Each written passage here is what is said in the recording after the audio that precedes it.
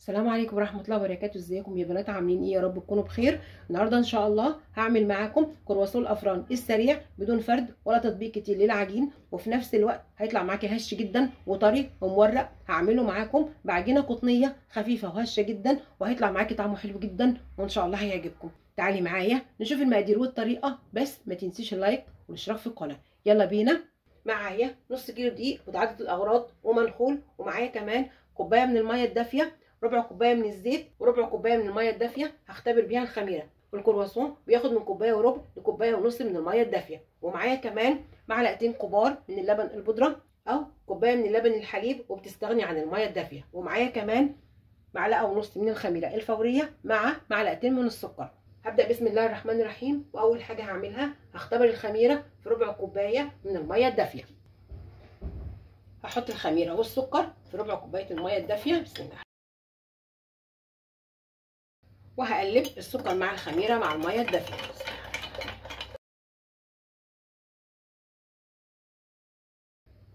وهسيبها على جنب وهغطيها.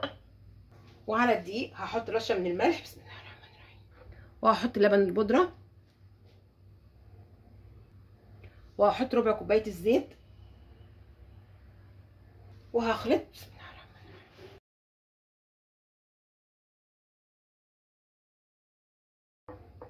وهحط الميه الدافيه شويه شويه حسب احتياج الدقيق. بسم الله الرحمن الرحيم.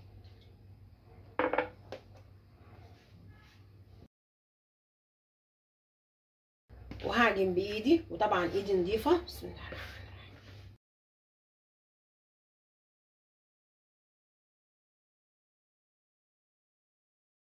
وبعد ما الخميره اتفعلت مع السكر والميه الدافيه هنزل بيها. بسم الله الرحمن الرحيم.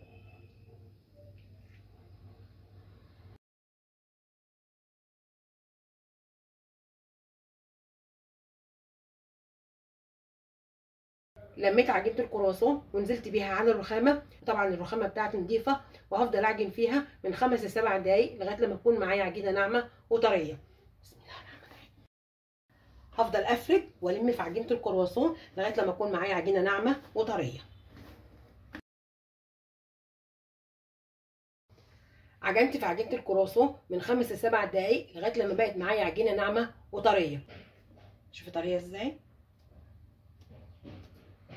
طريه جدا. وعجينه الكرواسون ما خدتش مني الا كوبايه وربع من الميه الدافيه بس. بتحطي الميه حسب احتياج الدقيق. هحطها في الطبق وهغطيها بفوطه مطبخ نظيفه، وهسيبها لغايه لما تخمر ويتضاعف حجمها.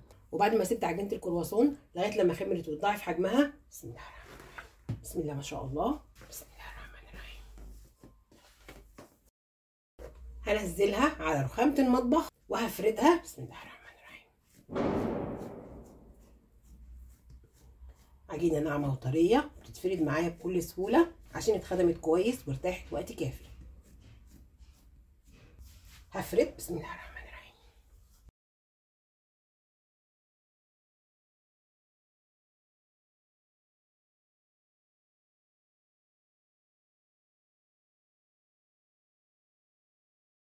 فردت عجينه الكرواسون مستطيل وبسمك سنتي. هحط عليها معلقتين من الزبده بدرجه حراره المطبخ. بسم الله الرحمن الرحيم. هفرد الزبده على العجينه،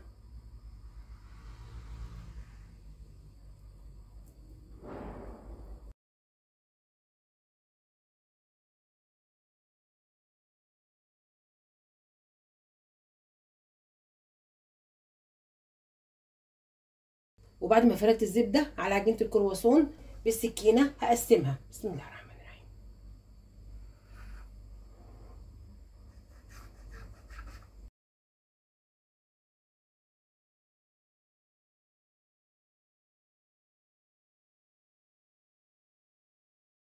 واخر جزء مش هقسمه، هسيبه عشان الم بيه العجينه.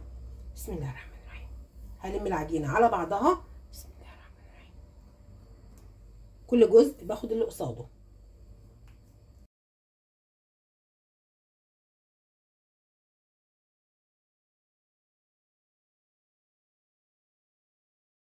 بالشكل ده، واخر جزء بلف بيه العجينه. بسم الله الرحمن الرحيم.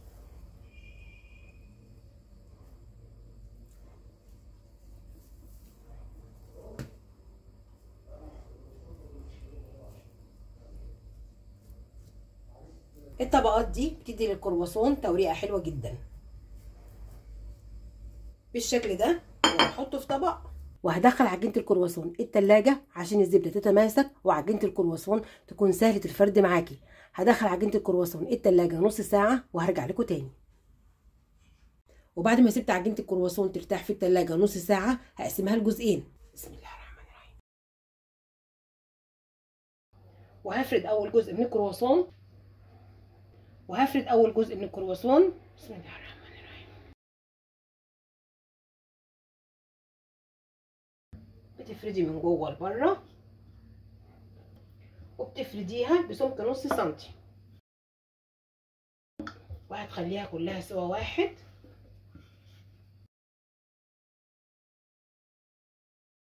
وبالسكينه هساوي الطروف. بسم الله الرحمن الرحيم.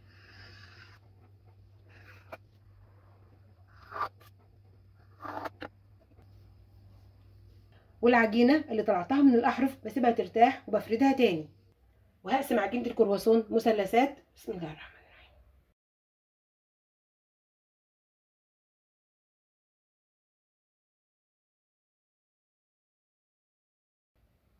وبفتح كمان فتحه صغيره من قاعده كل مثلث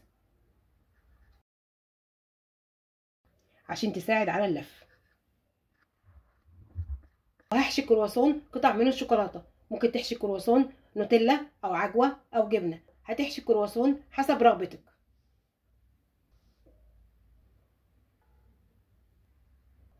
وهحشي الكرواسون كمان قطع من الجبنه، هتحشي الكرواسون حسب رغبتك. هلف كرواسون. بسم الله الرحمن الرحيم. وانت بتلفي بتشدي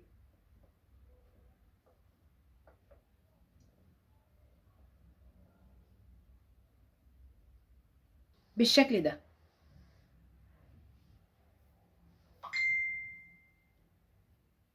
هتشدي وانت بتلفي عشان يطلع معاكي مورق بزياده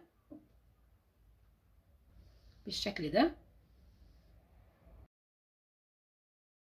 بتشدي وتلفي بالشكل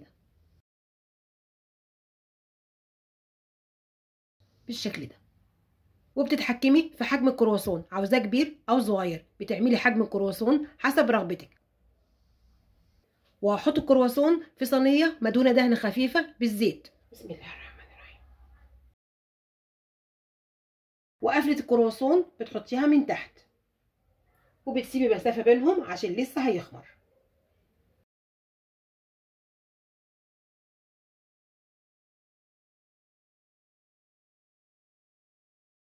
هكمل تشكيل عجينه الكرواسون وهرجع لكم تاني.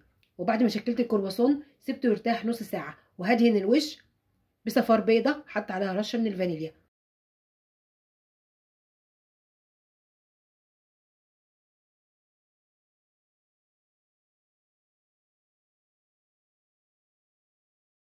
صفار البيض بيدي للكرواسون لون حلو جدا.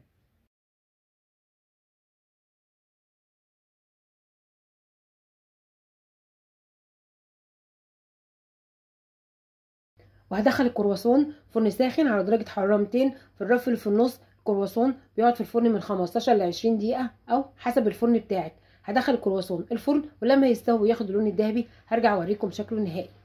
بسم الله ما شاء الله، ده شكل الكرواسون بعد ما خرج من الفرن. هغطيه بفوطه نضيفه وهسيبه لغايه لما يبرد وهقدمه.